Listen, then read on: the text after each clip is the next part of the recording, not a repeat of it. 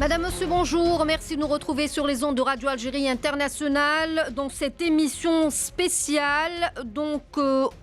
Énième provocation de la part du Merzen et énième tentative de nuire à la réputation de l'Algérie. Réaction plutôt normale pour ceux qui suivent la situation dans ce pays qui, pour noyer ses problèmes aux multiples facettes, cherche un ennemi. Corruption, espionnage, chantage ou encore diffamation et information mensongère, drogue également, la liste est longue lorsqu'il s'agit du Merzen. Cet appareil qui, à travers l'histoire, n'a jamais respecté les règles de la diplomatie ni l'intérêt général et national. Il représente aujourd'hui une vraie menace pour la région, mais pour son propre peuple qui fait face à une grave crise socio-économique. Pour comprendre la situation dans ce pays, il faut d'abord comprendre le mode de fonctionnement et de gestion du Merzen. Et pour en parler, nous avons le plaisir de recevoir sur ce plateau aujourd'hui Maître Amina Chemami, enseignante universitaire et avocate. Bonjour. Bonjour. Professeur Ahmed Kateb, chercheur en relations internationales. Bonjour, monsieur Kateb. Bonjour. Et notre consultant Mokhtar Mediouni, spécialiste des questions sécuritaires. Monsieur Mediouni, bonjour. Bonjour, Kautar. Donc, je le disais, nous allons revenir et nous allons commencer cette émission par cette énième tentative de déstabiliser, de nuire à la réputation de l'Algérie. D'ailleurs, une action, une pratique devenue plutôt très, disons, habituelle de la part du Merzen, monsieur Mediouni.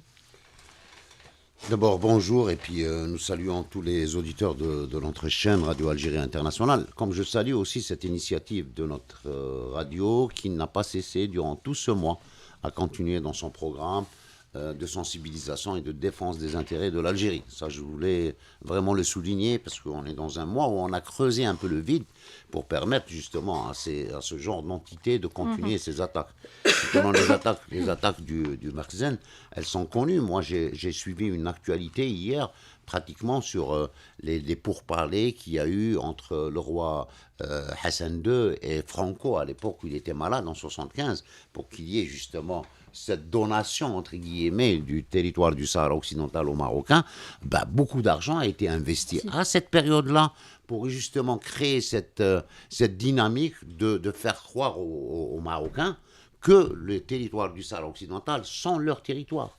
Et ça a été des sommes colossales donc, par rapport à ce qui est en train d'être dépensé aujourd'hui. Comme vous le savez, madame, le Maroc, depuis 3 ans pratiquement, il a mis sur la table 150 millions de dollars pour les réseaux sociaux. Vous avez un agent du Merzen qui a 200 comptes, 150 comptes, qui est là à travailler 24 sur 24 justement pour divulguer les fausses informations. Vous savez, ce monde aujourd'hui, on est dans une guerre de 4e génération. Qui dit 4e génération dit de la désinformation. Les fake news, si on les travaille, si on les modèle, si on met l'argent nécessaire, ils deviennent une réalité. Et comme on peut aussi faire de la réalité quelque chose de faux. C'est ce qui est en train de se faire au Maroc. Prenons l'exemple tout simple du patrimoine culturel algérien. À chaque fois, c'est le nôtre, c'est notre patrimoine. C'est de bonne guerre maintenant. Nous, justement, nous avons cette possibilité de donner la vérité, de donner la réalité des choses. Aujourd'hui, le Maroc investit énormément. Pourquoi ? Parce qu'il y a un front social interne qui est vraiment en ébullition. Et vous savez, il y a 3 choses qu'on ne peut pas arrêter dans ce monde. Il y a l'eau, d'accord ? Il y a le feu et il y a le peuple. Quand un peuple se déchaîne, quand un peuple a faim, c'est difficile de le contenir. Ce qui est en train de se passer aujourd'hui au Maroc, c'est un peu, focalisé sur l'Algérie. Il peut y avoir même des provocations sur nos frontières, je le dis. Pourquoi ? Parce qu'il faudrait créer quelque chose d'énorme pour essayer de dévier l'attention sur le front interne. Alors, Madame Chemami, justement, utiliser les canaux médiatiques, les réseaux médiatiques pour voiler un petit peu la situation interne, c'est une pratique qui est devenue très utilisée par le Merzen ces dernières années. Il est tout à fait normal, tout simplement, lorsqu'on a plein de problèmes sur le plan social ou sur le plan plutôt national ou même international, d'essayer de pallier cela, d'essayer de voiler cela, bien sûr de s'attaquer à d'autres. et qui de mieux que le voisin. De toutes les façons, toutes ces attaques remontent il y a très longtemps, c'est-à-dire juste, on va dire, avec l'indépendance. Hein. L'Algérie sort de l'indépendance, sort déjà d'une guerre, pour se retrouver dans une autre guerre, qui est la guerre des sables. Donc c'est énorme. Et de part de qui? De la part du voisin lui-même. Donc après, on va penser à la normalisation, et c'est encore pire de ramener l'ennemi aux portes du voisin. Ça, c'est une grave trahison, que ce soit sur tous les plans. C'est difficile maintenant, il est très difficile d'imaginer que le voisin n'essaye pas d'entrer carrément en guerre avec nous. Il est très difficile de ne pas l'imaginer.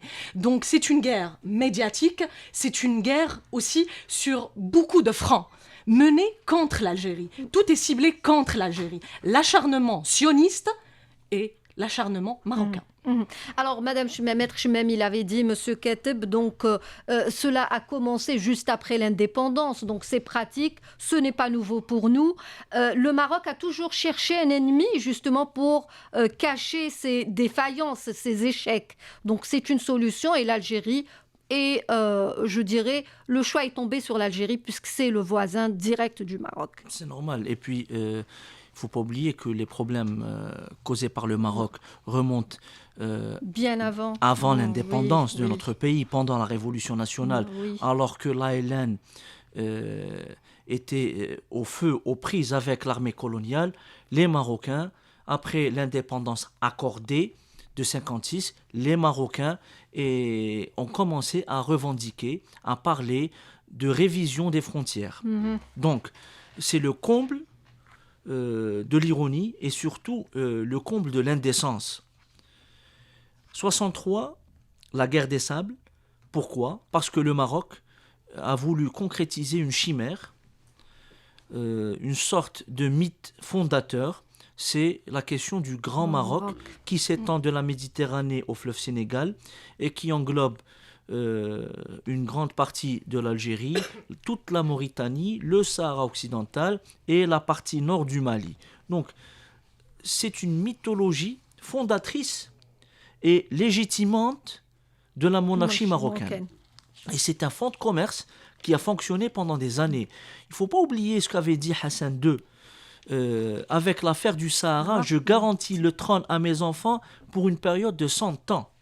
Donc, j'enlise l'armée, donc je détourne l'armée de tentatives de coup d'État, de toute velléité républicaine, etc. Deuxièmement, je garde le peuple mobilisé autour d'une question factice, mais qui est construite autour d'un mythe dans lequel les Marocains peuvent se retrouver. Hélas, le peuple marocain, aujourd'hui, heureusement pour lui, aujourd'hui a compris, et le Front social non seulement revendique une équité dans la distribution des richesses, une plus grande accession aux emplois, et également commence à revendiquer la rupture pure et simple avec l'entité sioniste, et chez une certaine élite, il y a cette idée de dépasser l'écueil du Sahara occidental pour parler du Grand Maghreb, incluant le Sahara occidental indépendant. Donc il y a une évolution chez une certaine élite marocaine que les médias du Makhzen occultent. Alors justement, M. Mediouni, depuis l'arrivée du roi Mohamed VI, il faut le dire, les choses, même s'il avait donné l'impression de vouloir apporter un changement, rien n'a été fait quand on parle de cet appareil, le Makhzen. Donc au contraire, il a été utilisé et continue à l'être pour justement rassembler une fortune pour la famille royale, pour les proches du palais et pour des femmes à des fins bien précises, donc travailler les intérêts de la famille royale et du Makhzen plus exactement. D'abord, juste pour l'histoire, je rejoindrai Si Ahmed Kateb. La trahison du Maroc, elle date aussi de la période de l'émirat Abdelkader, Ils oui. étaient les premiers à le trahir, donc ça c'est pour l'histoire, comme ils ont trahi les Arabes. Hassan II a trahi les Arabes dans la guerre de 67. Disons que moi j'appellerais ce trône le trône du mensonge. Tout est fait sur un mensonge. Quand il dit qu'il est le roi des qui sont pauvres. des descendants du Du prophète, prophète, déjà. les théologiens, les historiens disent qu'il n'a aucune relation avec le prophète. Mais voilà, dire que je descends du prophète, ça lui donne plus de crédibilité pour avoir la même base sur son peuple, sur les autres peuples des régions. Il est le descendant du prophète, alayhi salatu wassalam. Donc, vous voyez, comme par exemple ces histoires farfelues du Sahara occidental. Nous, en Algérie, on a ces preuves tangibles que le Maroc a signées. Dans les années 60, c'était le Maroc qui avait demandé l'indépendance du Sahara occidental. À l'époque en 63, l'Organisation de l'Unité africaine. Autre chose, en 91, Hassan II se trouvant acculé par l'armée du Polisario, donc il a demandé une trêve et un cessez-le-feu en signant un document pour aller vers l'organisation d'un référendum. Dans les 6 mois qui suivent.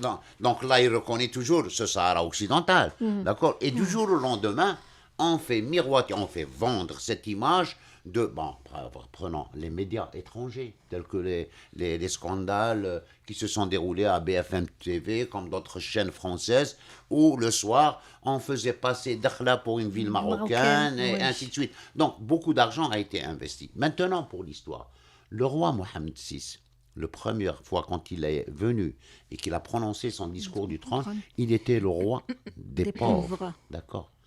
Mais à force de doser trop l'utilisation du cannabis, il est devenu le roi des riches. D'accord. Parce que quand on voit maintenant la fortune de ce roi, il est parmi les rois les plus fortunés du monde. Je parlerai du monde arabe, où les gens sont encore plus riches.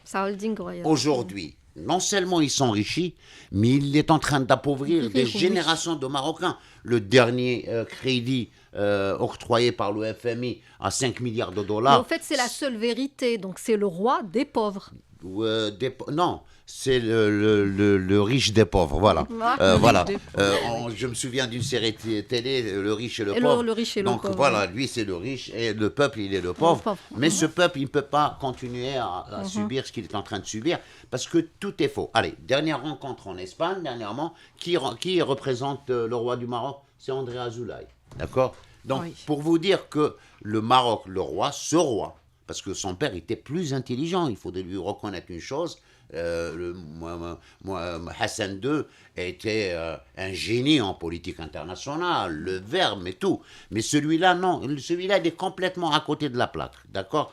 Et le fait qu'André Azoulay, c'est lui qui représente le Makhzen dans une rencontre qui concerne le Makhzen, il est en train de dire aux Marocains que je ne suis plus maître de ce Makhzen. C'est les sionistes qui se sont installés, c'est eux qui dirigent la politique étrangère, et c'est pour cela que je rejoins les deux invités et les deux amis qui sont là aujourd'hui pour dire que le Maroc peut nous provoquer sur les frontières. Pas lui, mais c'est Israël. Parce que quand vous parlez, c'est Ahmed, du grand Maroc, il faudrait parler du grand Israël, qui s'étend justement... Et Golda Meir l'avait dit, que si on veut réaliser le grand Israël, il faudrait liquider l'Algérie. Absolument. Donc ça reste toujours dans les projets. Et c'est dans ce sens-là qu'aujourd'hui, il faut rester très vigilant, il faut être convaincant. Et puis, on a oublié une chose, c'est que dans notre solidarité d'Algériens, de musulmans, en ce mois, il y a un peuple à côté qui est en train de souffrir, qui est en train de mourir de faim.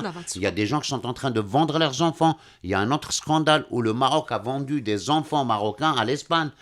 Après, ils ont grandi, ils ont retrouvé leurs traces. C'est des rifins, parce qu'il fallait liquider le RIF et diminuer de la population du RIF, parce que c'est le RIF qui constitue le danger pour le trône.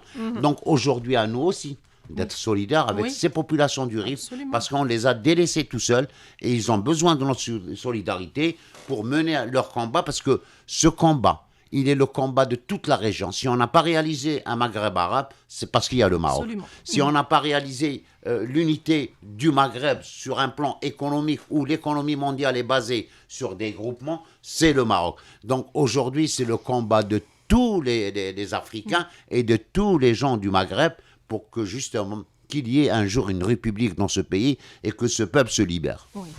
Alors, avant de passer à M. Kete pour parler justement du Marzen et qui décide justement au niveau du Marzen, Madame Chemami, M. Mediouni est revenu sur un point très important. Je souhaite rebondir sur ce point-là. Voilà, donc vous allez rebondir justement sur le fait que aujourd'hui, le peuple marocain se retrouve dans une situation des plus graves, je dirais. Absolument. D'ailleurs, le Maroc a été épinglé à plusieurs reprises sur la question des droits de l'homme, Madame Chemami. Cela va de soi.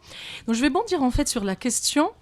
Le Maroc est considéré maintenant comme le pays le plus inégalitaire de l'Afrique. Et ce n'est pas nous qui le disons, c'est le monde qui l'a cité dans sa reprise.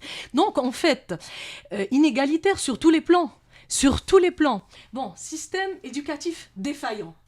Traite des êtres humains. Effectivement, ça devient en quelque sorte un paradis pour les pédophiles. On ne peut pas le mentir. Voilà, c'est des faits réels. Il y a une traite d'enfants au niveau du Maroc. Ça, c'est connu, c'est un fait établi sur le plan international. Sans oublier les inégalités interne, comme on vous a dit, le RIF, les gens du RIF qui se sentent un petit peu exclus, on va dire, donc qui sont dans une politique d'exclusion. Et d'un autre côté aussi, il ne faut pas oublier que le Maroc est un paradis fiscal, qu'on le veuille ou non. Il est cité dans ce qu'on appelle la liste grise des pays qui offrent des paradis fiscaux, tout simplement. Donc, sans oublier, encore une fois, la question des droits de l'homme. Et ça, c'est la pire des choses. C'est ce qui se passe contre le peuple sahraoui. Répression des journalistes, qu'il ne puisse pas y avoir de lumière. C'est pour ça qu'on attaque aussi l'APS. L'APS est un porteur de lumière. Donc, pour éventuellement cacher ce qui est déjà visible en réalité sur le plan international, mais pour détourner l'opinion internationale qu'ils font ce genre de choses. Donc, ce qui se passe contre le peuple sahraoui, c'est une persécution. Il percute le peuple sahraoui. C'est un génocide, carrément. Moi, je tire, c'est un terme assez lourd, mais c'est un génocide contre le peuple sahraoui. C'est le dernier colon, vous dites, mais c'est le dernier colon, en fait. Il y a l'entité sioniste, ce n'est pas un État d'ailleurs, mais en Afrique, le dernier colon, c'est qui ? C'est le Maroc. Donc, c'est terrible ce qui se passe. Les rapports internationaux sont là. C'est un fait établi. Donc, voilà. Alors, Monsieur Keteb, je voulais revenir sur ce projet de Grand Maghreb, donc Grand Maroc. Donc, cette politique expansionniste du Merzen n'est pas, ou elle ressemble de très près à cette politique sioniste aujourd'hui, avec laquelle le Merzen a choisi de normaliser officiellement ses relations, puisque les relations existaient depuis toujours. Oui, il y a quelques années, j'avais émis une hypothèse de travail stipulant l'israélisation de la politique marocaine. C'est-à-dire, on a deux pays au monde qui n'ont pas de frontières établies, qui ne reconnaissent pas de frontières établies. On a l'entité sioniste qui prétend s'étendre du Nil à l'Euphrate, donc expansionniste à souhait, etc. Et on a le Maroc. Le Maroc, dans sa constitution, parle de frontières authentiques. Moi, je voudrais bien savoir le sens juridique du mot authentique. C'est une question. Parce qu'on a des frontières physiques, juridiques, mais pas de frontières authentiques. Cela veut dire qu'on est face à un pays expansionniste, irrédentiste, colonisateur, qui fait fi de toute la légalité internationale, de toutes les lois, les conventions internationales, et entretient une chimère qui date de 1936, depuis Al-Fassi, Abdelkader Al-Fassi. Donc, cette mythologie entretenue par le parti Istiqlal, stipulant qu'il y a un grand Maroc, comme il y a un grand Israël. Et on retrouve le même modus operandi sur le terrain, en Palestine occupée et au Sahara occidental occupé. On a le mur de séparation, d'abord construit par le Maroc durant les années 80 sur supervision d'Ariel Sharon. Il faut-il le rappeler, Oui. lequel Ariel Sharon, devenu Premier ministre de l'entité sioniste début des années 2000, construit son propre mur en Cisjordanie occupée. On a la politique des colonies, donc idem au Sahara occidental occupé. La colonisation par le transfert de population, c'est-à-dire de colons, on fait ramener le remplacement. On fait ramener des Marocains pour s'installer au Sahara occidental occupé. On installe des sionistes venus du monde entier sur les terres palestiniennes. On a le déni de la culture et de l'identité tant palestinienne que sahraoui. Donc c'est le même schéma. Et les deux s'adossent à la même matrice. Donc c'est une sorte de relais d'État sous-traitant de l'impérialisme mondial. Et l'impérialisme mondial, là, est dénué de sa connotation communiste. Je parle de l'impérialisme de l'empire actuel anglo-saxon, capitaliste financier. Donc ce sont des sous-traitants. Et pour rappeler, Alexandre de Maranche, l'ancien patron des services français, avait parlé dans un entretien avec Christine Ockrent, dans son livre justement d'entretien avec Christine Ockrent, avait parlé de la nécessité de permettre au Maroc de coloniser le Sahara occidental pour que le détroit de Gibraltar, comme accès stratégique pour l'Alliance Atlantique, donc le couloir qui va des États-Unis vers le Moyen-Orient, soit assuré par deux rois, l'espagnol et le marocain. Le marocain étant un sous-traitant, et on voit que historiquement, l'armée marocaine a été impliquée dans l'affaire du Katanga, dans l'ex-Zaïre, pour aider la guérilla anticommuniste en Angola. Donc, l'armée marocaine a été utilisée pour les basses œuvres des puissances atlantistes. Donc, on est devant un État sous-traitant. Il y a d'autres exemples. c'est Elle clair. a financé beaucoup de groupes terroristes en Afrique. Elle a Monsieur Medjouni. financé le Mujao, Le Mujao. pour le citer. Le Mujao qui a assassiné des diplomates algériens Rien. à Gao, donc au nord du Mali. La question est établie et la question est publique. Maintenant, on a une projection marocaine de sa stratégie, entre guillemets, terroriste, à travers de groupes sous-traitants opérant dans tout le Sahel. Et n'étant pas un pays sahélien, Oui. le Maroc se permet d'affaiblir les États du Sahel et par ricochet affaiblir l'Algérie. Parce que l'Algérie fait partie du Sahel et c'est notre zone naturelle. Oui. Alors, Monsieur Medjouni, donc vous avez cité tout à l'heure Azoulay, et ce rapprochement ou cette similitude justement dans le mode opératoire entre l'entité sioniste et le Marzen, donc beaucoup de points en commun aujourd'hui, ce qui rend ou ce qui fait du Maroc un danger potentiel, non seulement pour l'Algérie, mais pour toute la région du Sahel. Oui, effectivement, mais voyez-vous que si le Maroc, et je l'ai toujours dit, si le Maroc avait une chance sur 100 de pouvoir faire une opération militaire en Algérie, détruire une partie de ce territoire, s'installer, il l'aurait fait, il n'aurait pas hésité une seconde. D'accord ? Depuis le temps qu'il trahit l'Algérie, son rival historique, il a une dent contre l'Algérie. S'il a un minimum de chance, il l'aurait fait. Aujourd'hui, Israël, il faudrait le reconnaître, qu'en s'alliant à Israël, à l'entité sioniste, Israël, aujourd'hui, elle est embourbée dans une politique intérieure qui va faire exploser ou imploser Israël. Donc, on n'a pas le temps de s'occuper des autres pays. Ça, d'un côté. C'est une vérité. Oui. Deuxièmement, aujourd'hui, quand il y a des tirs sur Israël à partir du Liban, c'est qu'on ouvre un autre front pour Israël et on n'a pas les moyens de contenir 2 fronts. Il faudrait le dire, parce qu'on raconte des histoires sur Israël, et ça, justement, c'est l'impact de l'argent, parce que c'est Israël qui détient toute la presse mondiale. Et c'est ça ce qui est très important de dire. Toute la finance mondiale aussi, d'accord ? Cette influence fait que on apprend dans tous les journaux, dans tous les magazines, ce mythe qui est l'armée israélienne. Elle n'est rien du tout. elle ne peut pas se projeter à l'extérieur. Elle est maîtresse en matière de technologie de pointe, en matière d'espionnage tel que Pegasus, Oui. en matière de détection radar et tout ça. Ils sont très forts, les drones, ils étaient les premiers. Mais à part leur technologie sur le plan de leur armée, ils n'ont rien.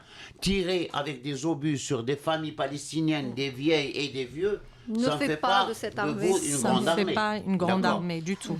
Donc le Maroc, s'il avait une chance, il l'aurait fait. Mais le Maroc va continuer à essayer de créer de la tension sur eux.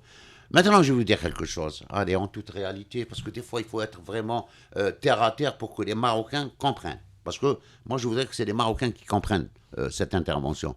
Est-ce que le Maroc, aujourd'hui, on parle dans la crise russo-ukrainienne, on parle de est-ce que l'Europe a la capacité de tenir une guerre de grande intensité? Eh ben non.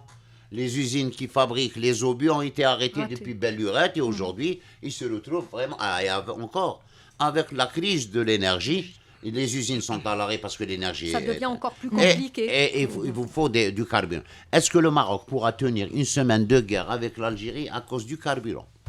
Ils n'ont même pas de quoi faire remplir le plein des Land Rover qu'ils ont. D'accord? Et ça, c'est une vérité. Quand on voit au territoire du Sahara occidental, que j'ai vu de mes propres yeux, d'accord? Quand vous avez un officier supérieur de grade colonel de l'armée marocaine, à qui on remet chaque mois un sac de semoule, il prépare son pain tout seul, fi bassinat à hadid, d'accord? Est-ce que cette armée, elle est capable de tenir tête à une armée moderne? Ou, par exemple, je parle, parce que la guerre de l'Irak nous a appris une chose, que la victoire, elle est surtout tributaire de l'appui logistique. S'il n'y a pas d'appui logistique, vous n'avez rien du tout. Aujourd'hui, à N'Gizem, à Timiaouen, nos soldats, dans le menu de l'armée, vous savez qu'il y a une journée où il y a poisson, même ces soldats à Timiaouen et à N'Gizem, ils mangent leur poisson. Donc, la différence, elle est là. En plus, c'est ce qui fait mal et à Israël et au Maroc, c'est cette symbiose entre l'armée et son peuple. Et ça, c'est quelque chose que vous ne trouverez pas dans d'autres pays. Si demain, il y a un petit problème ici en Algérie, à cause de ce voisin mal intentionné, vous aurez des vieilles qui vont être devant les casernes pour demander à être enrôlées. Et si je me trompe, je serai là pour répondre. Quand vous voyez qu'aujourd'hui, par exemple, la France, elle fait reculer, du moins elle fait prolonger l'âge de la réserve militaire à 70 ans, d'accord, c'est qu'ils n'ont plus rien. Donc, c'est ces gens qui veulent tenir une guerre de grande intensité. Nous, alhamdoulilah, on va essayer de travailler dans notre pays, de dire la vérité dans notre pays, d'aller de l'avant. Beaucoup de choses sont positives, beaucoup de choses restent à faire, mais il faudrait rester vigilant par rapport à ces gens mal intentionnés. Et nous saluons nos soldats justement au niveau des frontières à partir de ce plateau. Maître Chemami, justement, les méthodes utilisées, alors mis à part la politique expansionniste du Merzen, il y a d'autres pratiques dans lesquelles le Maroc excelle. Alors l'espionnage, la corruption, surtout. Oui, alors la corruption avec le Maroc Gate, alors le Parlement européen, avec le Parlement européen, donc ça a fait couler beaucoup d'encre, donc beaucoup d'argent est dépensé. D'ailleurs, il y a des caisses réservées spécialement pour cela. Oui, cela va de soi.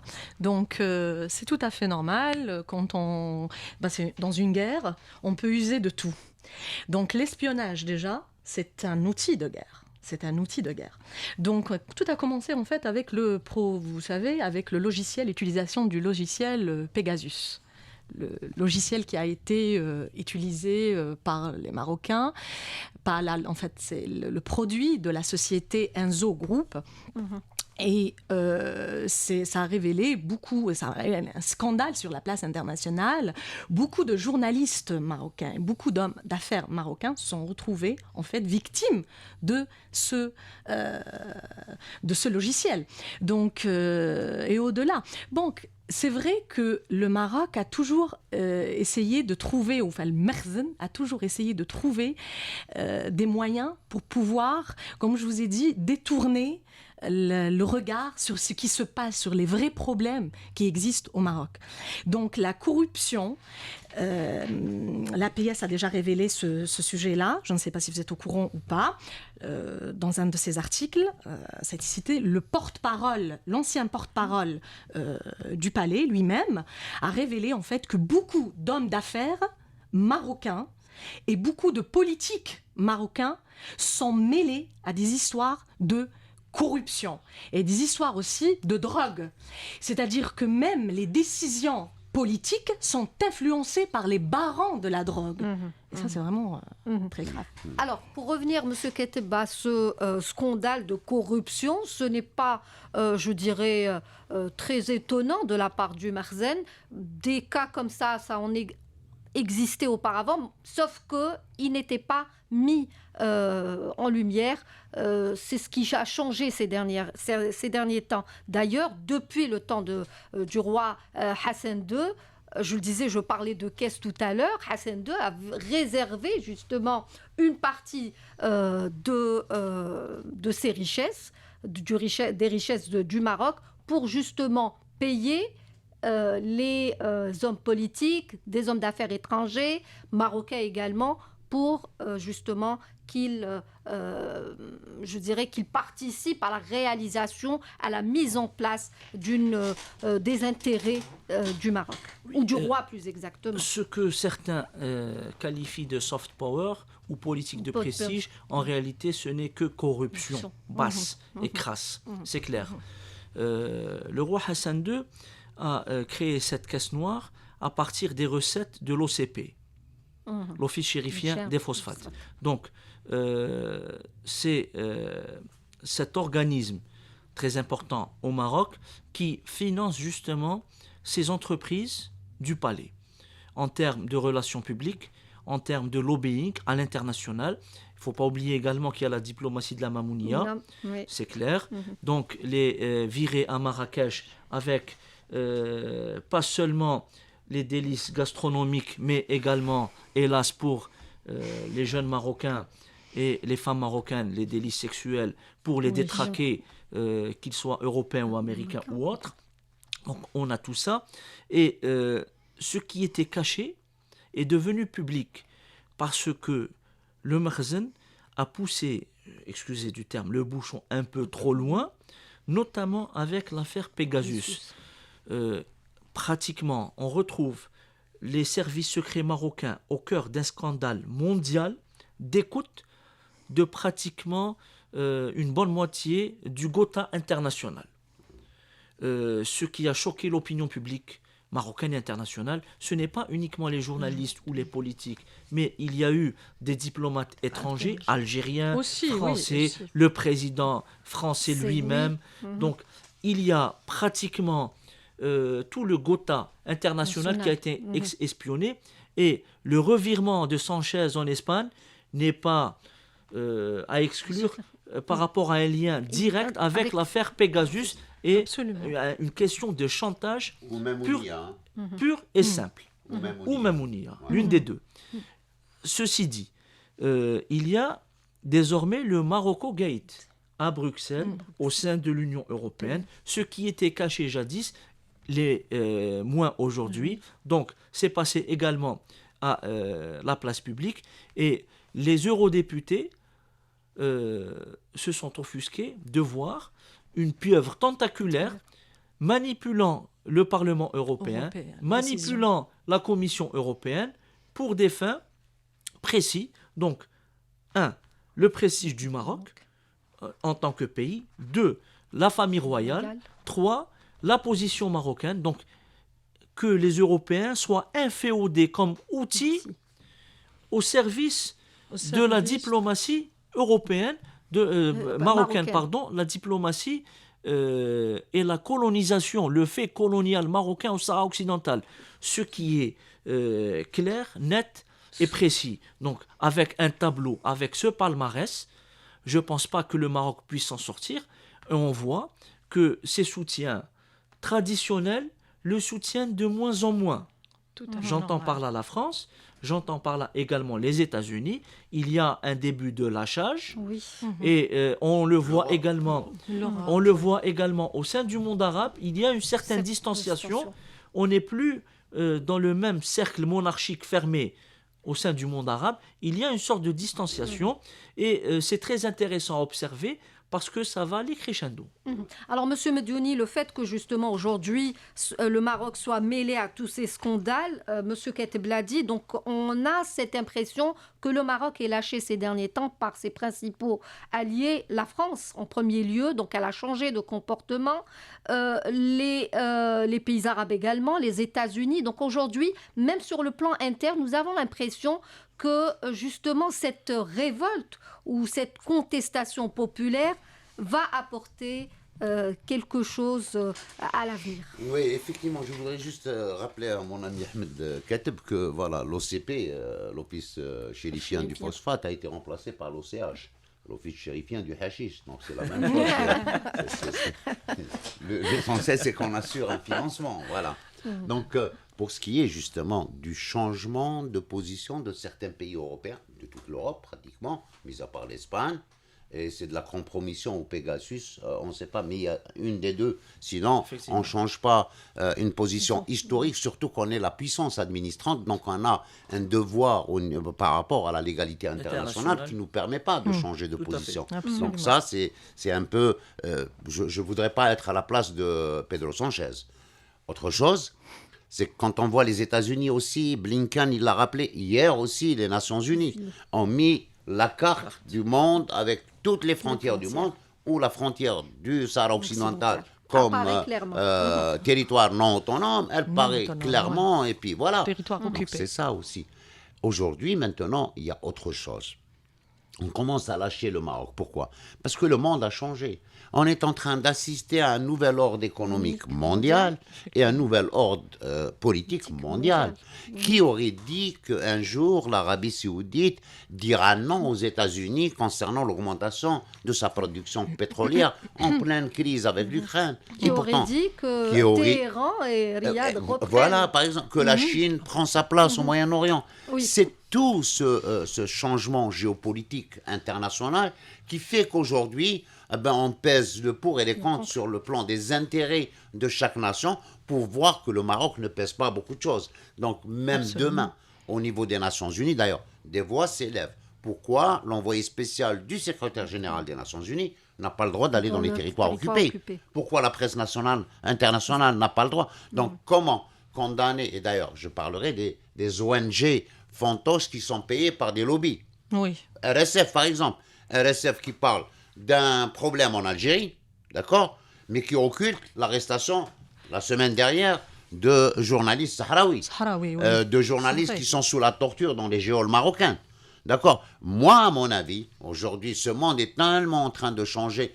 L'Arabie saoudite qui demande son adhésion au BRICS, qui a fait sa candidature pour le groupe de le club de Shanghai. Le nouvel ordre. L'Iran qui demande à rentrer aussi au BRICS. Cette monnaie qu'on adopte comme le yuan pour les BRICS. Donc, tout ça est en train de changer. Le monde est en train de changer. Il y a une réorganisation à l'échelle internationale. Que le Maroc, est-ce qu'il pèsera quelque chose demain sur l'échiquier international ? À part maintenant ces histoires de cartes, d'expansion. Vous savez, quand on abuse trop sur la drogue et qu'on a un crayon de couleur, on peut faire n'importe quoi. Voilà, c'est pas... Alors, Maître Chemami, alors, Monsieur Mediouni, alors vous m'avez fait oublier la question. Alors, Maître Chemami, justement, en parlant de situation interne, je parlais de contestation tout à l'heure. Un élément très important à rappeler, c'est que le simple citoyen au Maroc vit avec moins d'1 euro par jour. Ouais. Donc cette situation, le peuple marocain ne peut plus la supporter. Et ajouter à cela cette normalisation avec l'entité sioniste, je dirais... le fait qu'aujourd'hui, il soit pointé du doigt par le monde arabe, par tous les musulmans concernant la question palestinienne, pèse lourd sur le peuple marocain aujourd'hui. C'est tout à fait normal.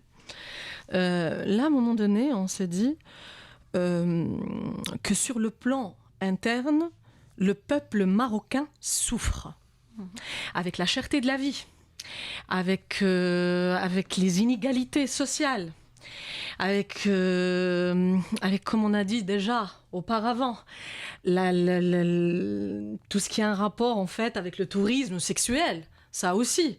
Vous savez, c'est un pays musulman, c'est un peuple musulman qui ne peut pas accepter ce genre de pratiques, sans oublier certaines extravagances et certaines histoires qui ont été révélées, des scandales qui ont été révélés sur la scène publique et qui impliquent directement des hauts placés marocains dans des histoires de viols, d'ambassadeurs sionistes déjà. Oui, tout ça. Vous savez que qui reprend déjà son poste. Qui reprend son poste, ce qui est grave. Donc quand même, Mais on a procédé à un changement de personnel. Absolument. Changement de personnel, mais voilà, les pratiques restent les mêmes. On a renouvelé le personnel de l'ambassade d'Israël. Oui. Voilà.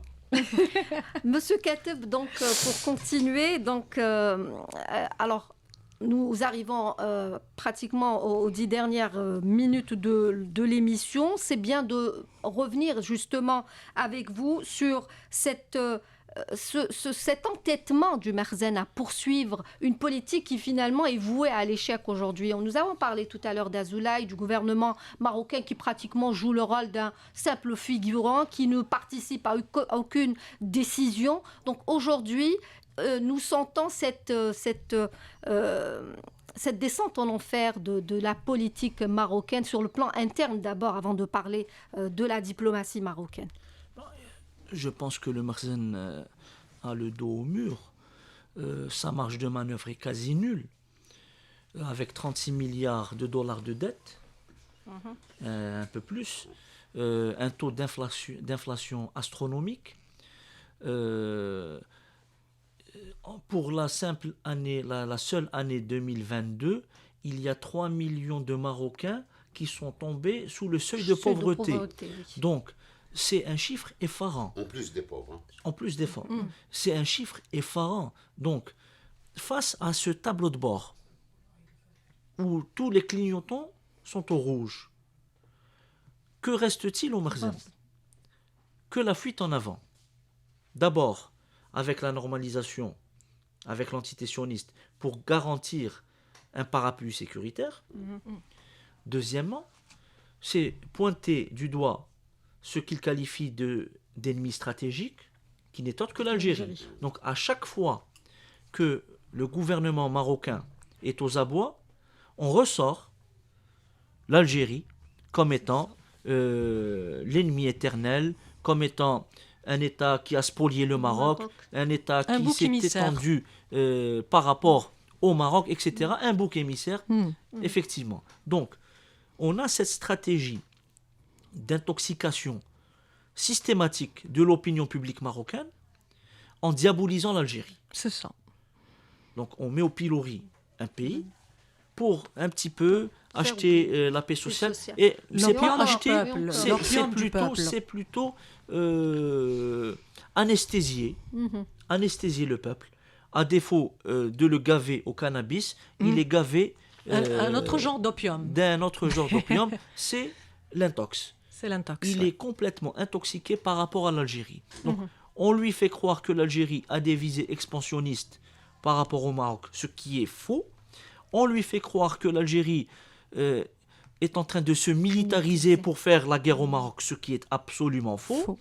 On lui fait croire que l'Algérie veut déstabiliser par tous les moyens le Maroc, ce qui est absolument faux. Ouais. Donc, ce sont les Marocains, au contraire, qui s'appuient sur l'entité sioniste pour déstabiliser l'Algérie, pour faire valoir des prétentions territoriales illégales et complètement farfelues, et pour désigner encore et toujours l'Algérie comme étant l'ennemi éternel du Maroc, ce qui est faux.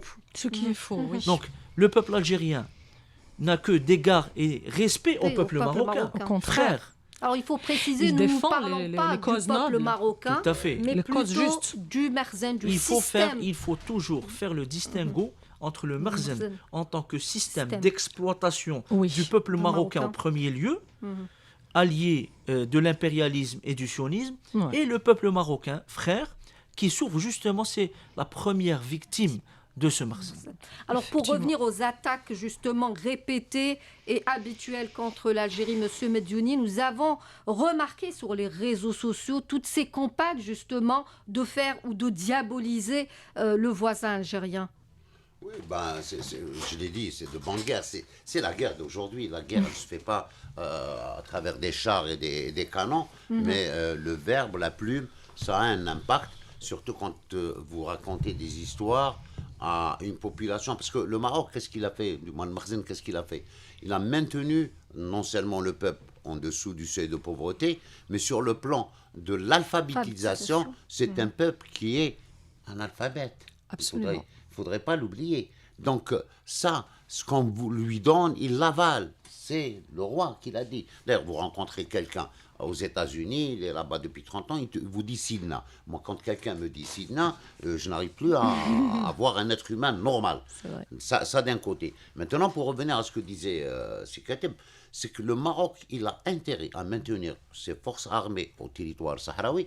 Le Sahara occidental est considéré comme ça, la survie du trône. Si demain, la question sahraoui sera réglée, d'abord l'armée, elle va rejoindre les villes marocaines et elle va constituer un danger pour sa survie, mais le trône disparaîtra dans les abysses de l'histoire. S'il n'y a plus de Sahara occidental, le Maroc va disparaître. Pourquoi ? Parce qu'aujourd'hui, on est arrivé à un seuil de pauvreté quand vous avez une vieille qui doit terminer sa vie dans la dignité et elle vous dit depuis des mois, je vis de thé et de pain, si je trouve le pain, terrible. C'est grave. C'est terrible. Pourquoi ? Parce que tout simplement, on a fermé le gaz pour le Maroc, il vivait du gaz algérien et il prenait en même temps de l'argent pour le passage. Secondo. Les frontières, qui étaient des frontières est, du moins ouest algérienne et est marocaine, toutes ces villes vivaient sur le dos de l'économie algérienne. D'ailleurs, dans le budget de l'État du Marzen, certains produits, ils ne les mettaient même pas dans les dépenses de leur budget. Pourquoi ? Parce que ça venait d'Algérie. La semoule, les médicaments, le lait en poudre, tous ces trucs-là, même le lait pour les bébés.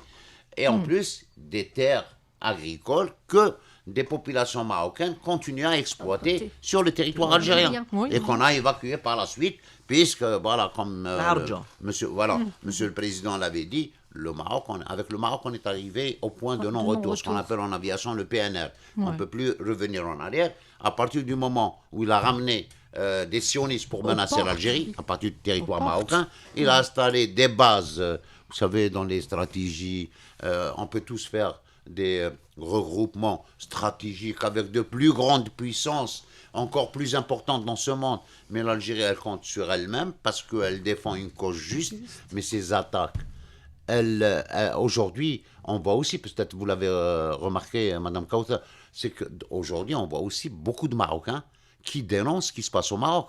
Les gens du RIF se sont mis sur les réseaux sociaux. Ils ont compris que voilà, c'est la guerre du Marzen, c'est pas la guerre du peuple marocain contre l'Algérie. Et on a d'autres personnes, de grands militants du RIF, qui se sont mis. On peut citer pas mal de noms. Dounia Filali, qui a été la première à avoir eu l'asile par le Haut Commissariat aux réfugiés à Pékin. Elle fait un travail extraordinaire, preuve à l'appui, avec des documents, des frasques du Marzen, ce qui se passe exactement dans le Marzen. Il y a un livre qui est sorti, j'ai oublié le nom, peut-être si Katibi pourra me le rappeler, c'est un Français, un Marseillais, qui était dans la période de la drogue, qui a vécu dans le palais, qui a grandi avec eux, et il a fait sortir un livre, c'est L'éducation d'un voyou, qui parle justement de Mohamed VI, comment il a été éduqué. Et il dit que celui-là ne peut pas aller très loin avec ce trône, parce que déjà, quand il était jeune, et moi, j'ai pas envie de citer des noms, quand il est venu ici en Algérie, d'accord, à une période où c'était monsieur feu président Chedli Benjili avec les deux enfants du roi sont venus en Algérie. Celui-là, il a passé son temps à aller se bourrer la tête. Il n'a jamais fait un travail diplomatique ici, même quand il était l'héritier du trône. D'ailleurs, c'est ce qu'on reproche justement aujourd'hui au roi marocain d'être absent, donc souvent absent. Maître Chemami, donc aujourd'hui, ces campagnes médiatiques, nous devons y faire face. Comment justement aujourd'hui se prémunir ou se préserver de ce genre de campagne ? Il faut dire que c'est une guerre médiatique d'abord. Donc toutes ces attaques en fait médiatiques et cybernétiques contre l'Algérie allez-y. Non plus, en fait. C'est tellement visible que, voilà, le seul moyen de lutter contre ce genre d'attaque, en fait, c'est quoi? La meilleure attaque, c'est quoi? C'est la défense, tout simplement. Donc, on a tout ce qu'il faut. On a notre APS, on a nos institutions médiatiques, des institutions médiatiques très, très fortes, capables de relever ce challenge. On est en pleine guerre, et c'est comme ça. Donc, dans toute guerre, il faut savoir se défendre. On ne peut pas rester les mains croisées. D'habitude, l'Algérie a toujours eu une certaine, comment vous dire, des réponses diplomatiques. Maintenant, à couteau tiré, je pense que nous aussi, on va tirer nos couteaux. C'est tout à fait logique. On va essayer de se défendre. Notre manière. Déjà, vous savez très très bien que certains sites et certains, comme par exemple le Jeune Afrique, on a Afrique Intelligence, on a beaucoup de sites qui nous attaquent directement et ouvertement.